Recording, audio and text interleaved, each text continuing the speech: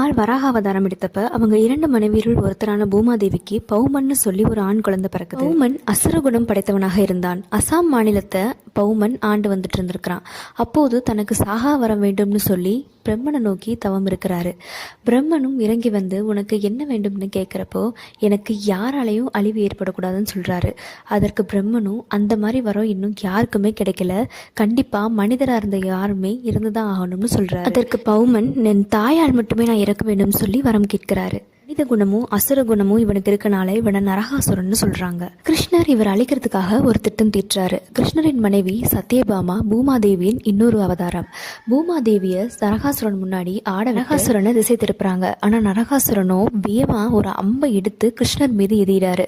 கிருஷ்ணர் மீது எரிஞ்ச அந்த அம்பை நிலமகளான பூமாதேவி தன் மீது வாங்கி அதே அம்பை எடுத்து நரகாசுரனை கொல்றாங்க. இப்படிதான் நரகாசுரன் அழிகிறாரு. இந்த நாளை தான் தீபாவளி திருநாளா எல்லாருமே கொண்டாடுறோம்.